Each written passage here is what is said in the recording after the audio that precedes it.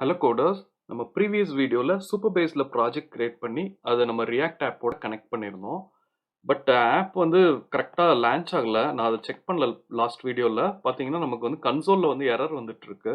நான் கன்சோல் போகிறேன். கன்சோல் போனால் Supabase URL is required அப்படின்னு சொல்லிட்டு வருது.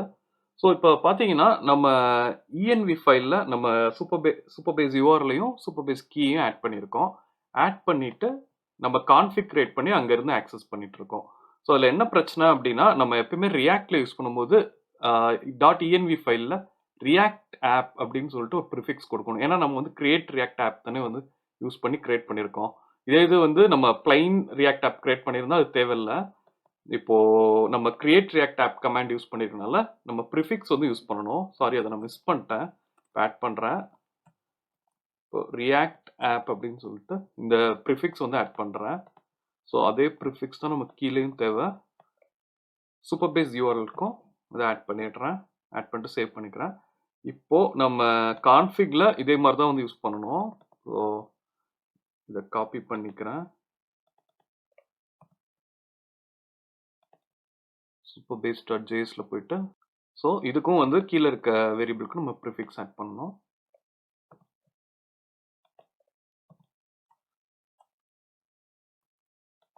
ஓகே, ஸோ ப்ரிஃபிக்ஸ் ஆட் பண்ணிட்டோம். இப்பயும் பார்த்தீங்கன்னா எரர் ஃபிக்ஸாக இருக்காது. நம்ம ஏன்னா வந்து சர்வரை வந்து ஸ்டாப் பண்ணிட்டு ஸ்டார்ட் பண்ணணும். ஸோ நான் இதை ஸ்டாப் பண்ணிடுறேன்.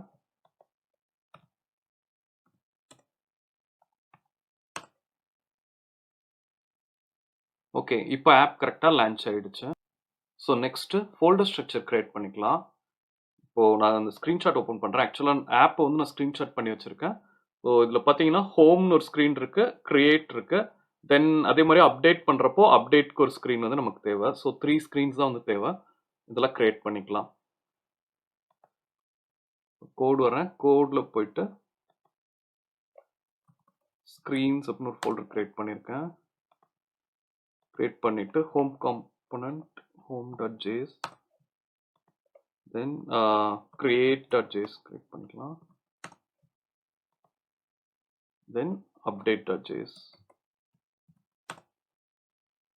இப்போ நான் உள்ள காம்பனண்ட் கிரியேட் பண்ணுறதுக்கு நான் எப்பவுமே சிம்பிள் ஸ்னிப்பட்ஸ்ன்ற ஒரு எக்ஸ்டென்ஷன் தான் யூஸ் பண்ணுவேன். அந்த எக்ஸ்டென்ஷன் நீங்கள் பார்த்தீங்கன்னா நம்ம விஷுவல் கோடோட ஸ்டோரில் இருக்கும். நீங்கள் அங்கேருந்து பண்ணிக்கலாம். சிம்பிள் ஸ்னிப்பட்ஸ் அப்படின்னு சொல்லிட்டு அது மாதிரி ரியாக்ட் நேட்டிவ் ஸ்னிப்பட்ஸ் இந்த மாதிரி நிறையா எக்ஸ்டென்ஷன் இருக்குது. நீங்கள் உங்களுக்கு தேவையான எக்ஸ்டென்ஷன் வந்து யூஸ் பண்ணிக்கலாம். ஸோ நான் அந்த எக்ஸ்டென்ஷன் யூஸ் பண்ணுறதுனால ஷார்ட்கட் யூஸ் பண்ணி கிரியேட் பண்ணுவேன் காம்பனண்ட். இப்போ அந்த எக்ஸ்டென்ஷனில் RAFCE அப்படின்னு நான் கொடுத்தேன்னா ரியாக்ட் ஆரோ ஃபங்க்ஷன் எக்ஸ்போர்ட் காம்பனண்ட்னு வரும். ஸோ அதுதான் வந்து நான் கிரியேட் பண்ணியிருக்கேன். ஸோ ஹோம் கிரியேட் பண்ணியிருக்கேன். அதே மாதிரி கிரியேட்டில் போயிட்டு RAFCE கொடுக்குறேன். இது காம்பனண்ட் கிரியேட் ஆகிடுச்சு. சேவ் பண்ணிக்கிறேன். அதே மாதிரி அப்டேட்டில் ஓகே. ஸோ இப்போ காம்பனண்ட்ஸ் வந்து கிரியேட் பண்ணியாச்சு. நெக்ஸ்ட் நம்ம என்ன பண்ணணும் அப்படின்னா நமக்கு ரவுட்டர் வந்து ஆட் பண்ணிக்கலாம். நம்ம இங்கே ரவுட்டர் வந்து ரியாக்ட் ரூட்டர் டாம் தான் யூஸ் பண்ண போகிறோம். ஸோ நான் நெக்ஸ்ட் இது போகிறேன். நெக்ஸ்ட் கமாண்ட் டேப் ஓப்பன் பண்ணிவிட்டு npm install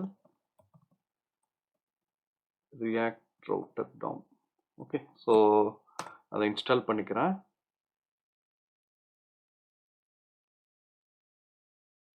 ஓகே, இன்ஸ்டால் ஆகிடுச்சு. நான் இப்போ ரவுட் வந்து ஃபஸ்ட்டு செட் பண்ணிக்கலாம். இப்போது index.js நான் app.js போகிறேன். app.jsல இப்போ நம்ம இங்கே இருக்க கோடு வந்து எதுவும் நமக்கு தேவையில்லை. ஸோ இது எல்லாத்தையும் ரிமூவ் பண்ணிடுறேன். ரிமூவ் பண்ணிவிட்டு ஒரு இப்போதைக்கு ஃப்ராக்மெண்ட்டாக வச்சுக்கலாம். நான் மெட்டீரியல் யூஐ யூஸ் பண்ண ஆரம்பிச்சோன்னே அதை சேஞ்ச் பண்ணிடுவேன். இப்போதைக்கு ஃப்ராக்மெண்ட்டாக இருக்கட்டும். ரவுட் செட் பண்ணலாம். ரவுட் செட் பண்ணுறதுக்கு நான் மொதல் எல்லாத்தையும் இம்போர்ட் பண்ணிக்கிறேன். ஸோ நமக்கு ப்ரௌசர் ரவுட்டர் தேவை. ஓகே, கீழே இம்போர்ட் ஆகிடுச்சு. ஸோ இந்த லைன் ரிமூவ் பண்ணிடுறேன். உள்ள நமக்கு ரவுட்ஸ் அண்ட் ரவுட் வந்து தேவை. So routes and route. Okay, so இதை ரிமூவ் பண்ணிடுறேன். ஸோ ப்ரௌசர் ரவுட்டர் ஆட் பண்ணுறேன். இப்போ ப்ரௌசர் ரவுட்டருக்குள்ள நம்ம ரவுட்ஸ் ஆட் பண்ணணும். இப்போ இண்டிவிஜுவல் ரவுட்ஸ் வந்து செட் பண்ணலாம். சார் ரவுட் இப்போ ஃபர்ஸ்ட் பார்த்தீங்கன்னா நமக்கு ரூட் வந்து செட் பண்ணுவோம். பாத் ஸோ எலமெண்ட் வந்து ஸோ ரூட் டைரக்டரியில் நமக்கு ஹோம் தான் வந்து லோட் ஆகணும். ஸோ ஹோம் காம்பனண்ட் ஆட் பண்ணிக்கிறேன். இது க்ளோஸ் பண்ணிக்கலாம். தென் இதே காப்பி பேஸ்ட் பண்ணிக்கலாம். ஸோ நம்ம கிரியேட்டுக்கு வந்து செட் பண்ணணும். ஸோ பாத் வந்து /create அப்படின்னு வச்சுக்கலாம். காம்பனண்ட் வந்து screens create. ஓகே, அப்டேட்க்கு நான் இப்போதைக்கு செட் பண்ணல, நம்ம லேட்டரா செட் பண்ணலாம். இதை ஃபார்மேட் பண்ணிக்கிறேன். Okay, fine. ஸோ நெக்ஸ்ட் என்ன பண்ணலாம் அப்படின்னா navbar காம்பனண்ட் வந்து ஆட் பண்ணலாம். ஸோ அதுக்கு நான் காம்பனன்ட்ஸ்னு ஒரு தனியாக வந்து ஆட் பண்ணிக்கிறேன். ஏன்னா navbar வந்து நமக்கு எல்லா ஸ்க்ரீன்ஸ்க்கும் வந்து காமனாக வந்து வரணும். ஸோ அது காம்பனண்ட்டாக ஆட் பண்ணால் கரெக்டாக வரும். நான் ஆல்ரெடி காம்பனன்ட்ஸ்ன்ற ஃபோல்டர் வந்து ஆட் பண்ணியிருக்கேன். ஸோ அதுக்குள்ளே போயிட்டு navbar கிரியேட் பண்ணிக்கிறேன். navbar.js. ஸோ அகெயின் வந்து நான் ஸ்னிப்பெட்ஸ் யூஸ் பண்ணிவிட்டு இந்த காம்பனண்ட் வந்து கிரியேட் பண்ணிக்கிறேன். ஸோ இப்போ navbar வந்து நம்ம இங்கே வந்து யூஸ் பண்ணிக்கலாம். இப்போ app.js இருக்குது. ஸோ நமக்கு வந்து ரவுட்ஸ்குள்ளே navbar இருக்க வேண்டியதில்லை, நம்ம வெளியே வந்து யூஸ் பண்ணிக்கலாம். ஸோ இப்போ navbar காம்பனண்ட் வந்து இங்கே ஆட் பண்ணியிருக்கேன். இப்போ நம்ம ஆப்பில் பார்த்தீங்கன்னா பெருசாக எதுவும் ஆட் ஆகிருக்காது, navbar ஹோம் இருக்கும். இப்போ நம்ம நெக்ஸ்ட் என்ன பண்ண போகிறோம், நான் ஆல்ரெடி சொன்ன மாதிரி நம்ம டிசைன் பண்ணுறதுக்கு மெட்டீரியல் யூஐ தான் யூஸ் பண்ண போகிறோம். மெட்டீரியல் யூஐ வச்சு தான் எல்லா ஸ்டைல்ஸும் ஆட் பண்ண போகிறோம். ஸோ நான் மெட்டீரியல் யூஐ முதல் ஆட் பண்ணிக்கிறேன். ஸோ நான் மெட்டீரியல் யூஐ அஃபிஷியல் வெப்சைட் போகிறேன். இங்கே போயிட்டு இன்ஸ்டலேஷனுக்கு நமக்கு கமாண்ட்ஸ் இருக்கும், நம்ம அதை ஆட் பண்ணிக்கலாம். இங்கே ஃபஸ்ட்டு இருக்குது npm கமாண்ட்ஸ் இருக்குது, இதை காப்பி பண்ணிக்கிறேன். காப்பி பண்ணிவிட்டு நெக்ஸ்ட்டு டேப்பில் போயிட்டு ஸோ இதை இன்ஸ்டால் பண்ணிக்கிறேன். அதே மாதிரி நமக்கு இங்கே ஃபாண்ட் வந்து நம்ம ரொபோட்டோ ஃபாண்ட்டை எப்போ இன்ஸ்டால் பண்ணணும். ஆனால் இப்போ பார்த்தீங்கன்னா இங்கே சூப்பர்பேஸோட ஜென்ரல் தீமில் வந்து நம்ம எப்பயுமே பாப்பின்ஸ்னு ஒரு ஃபாண்ட் இருக்கும், அதான் யூஸ் பண்ணுவோம். ஸோ அதே நம்ம யூஸ் பண்ணிக்கலாம். கஸ்டமைஸ் உங்களுக்கு கஸ்டம் ஃபாண்ட் எப்படி யூஸ் பண்ணுறது அப்படின்னு தெரிஞ்சுக்கலாம். ஸோ நான் பாப்பின்ஸ்னு ஃபாண்ட் யூஸ் பண்ண போகிறேன். இப்போ இங்கே பார்த்தீங்கன்னா நெக்ஸ்ட் நமக்கு இதுவும் யூஸ் பண்ணணும், ஐகான்ஸும் நமக்கு தேவை. ஸோ ஐகான்ஸ் வந்து காப்பி பண்ணிக்கோங்க. காப்பி பண்ணி ஒன்ஸ் இந்த இன்ஸ்டலேஷன் முடிஞ்சோடனே ஐகான்ஸும் இன்ஸ்டால் பண்ணிக்கலாம். ஸோ இது நடந்துட்டு இருக்கட்டும். மீன் டைம் நான் சொன்ன மாதிரி நம்ம பாப்பின்ஸ் ஃபாண்ட் தான் யூஸ் பண்ண போகிறோம் அப்படின்னு சொன்னேன். ஸோ அதுக்கு தான் அது ஓப்பன் பண்ணி வச்சிருக்கு. கூகுள் ஃபாண்ட்ஸில் இருந்தால் நம்ம பாப்பின்ஸ்ன்ற ஃபாண்ட் எடுக்க போகிறோம். ஸோ இங்கே பார்த்தீங்கன்னா இதில் வந்து ஆல்ரெடி எல்லாமே செலக்ட் ஆகிருக்கு. செலக்ட் ஆகிட்டு லிங்க் இம்போர்ட் 2 ஆப்ஷன் இருக்கும். நான் இம்போர்ட் செலக்ட் பண்ணிக்கிறேன். இம்போர்ட் செலக்ட் பண்ணிவிட்டு நமக்கு இங்கே ஆக்ட் இம்போர்ட் இந்த லைனை காப்பி பண்ணிக்கோங்க. காப்பி பண்ணிவிட்டு நம்ம index.cssல ஸோ இங்கே இந்த ஃபாண்ட்டை வந்து இம்போர்ட் பண்ணிக்கிறோம். ஓகே, இப்போ நம்ம என்ன பண்ணணும்னா இந்த ஃபாண்ட் வந்து நம்ம மெட்டீரியலோட கனெக்ட் பண்ணணும். ஏன்னா மெட்டீரியல் பை டிஃபால்ட்டாக வந்து ரொபோட்டோ ஃபாண்ட்டோட தான் வரும். ஸோ நம்ம அந்த இது வந்து சேஞ்ச் பண்ணணும்னா நம்ம என்ன பண்ணணும், நீங்கள் இங்கே போனீங்கன்னா தீம்னு இருக்கும். ஸோ அந்த தீமில் போய்ட்டு தான் நம்ம சேஞ்ச் பண்ண போகிறோம்.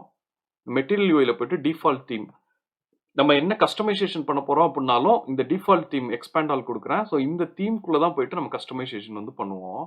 ஜென்ரலாக வந்து நம்ம டெக்ஸ்ட் யூஸ் பண்ண போகிறோம் அப்படின்னாலே இங்கே வந்து டைப்போகிராஃபி அப்படின்ற காம்பனண்ட் தான் வந்து கிரியேட் பண்ணுவோம். டைப்போகிராஃபி காம்பனண்ட்குள்ளே இங்கே பார்த்தீங்கன்னா ஃபாண்ட் ஃபேமிலி வந்து இப்போ ரொபோட்டோ ஹெல்வெட்டிக் அதெல்லாம் வந்து கொடுத்துருக்காங்க. ஸோ நம்ம இது தான் வந்து ஓவர் ரைட் பண்ண போகிறோம். ஓவர் ரைட் பண்ணி நம்ம தீம் வந்து கிரியேட் பண்ண போகிறோம். ஸோ இப்போ தீம் கிரியேட் பண்ணலாம். இப்போ நம்ம ஆல்ரெடி வந்து மெட்டீரியல் வந்து இன்ஸ்டால் பண்ணியிருக்கோம். ஸோ அதனால நான் கான்ஸ் தீம் போடுறேன். ஸோ தீமில் பார்த்தீங்கன்னா கிரியேட் தீம் அப்படின்னு ஒரு காம்பனண்ட் இருக்கு, நான் அதை கால் பண்ணிக்கிறேன். ஸோ கிரியேட் தீம் ஃப்ரம் இந்த பார்த்துக்கோங்க, MUI மெட்டீரியல் இருக்குது, நான் கால் பண்ணிக்கிறேன். ஸோ கால் பண்ணிவிட்டு இப்போ பார்த்தீங்கன்னா டிஃபால்ட்டாக எப்படி இருக்கு இது பார்க்கணும். இப்போ நான் எல்லாத்தையும் எக்ஸ்பேண்ட் பண்ணியிருக்கேன்.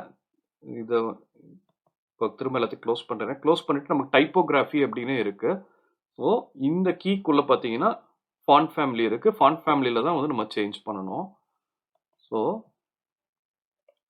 நான் டைப்போகிராஃபி போகிறேன். டைப்போகிராஃபி பாத்தில் போயிட்டு ஃபாண்ட் ஃபேமிலி செலக்ட் பண்ணிவிட்டு இங்கே வந்து நமக்கு அங்கே பாப்பின்ஸ்ன்ற டைட்டில் தானே இருக்குது. ஸோ அதே வந்து அதை யூஸ் பண்ணிக்கிறேன். ஃபாண்ட் ஃபேமிலி பாப்பின்ஸ் அப்படின்னு கொடுத்துருக்கேன்.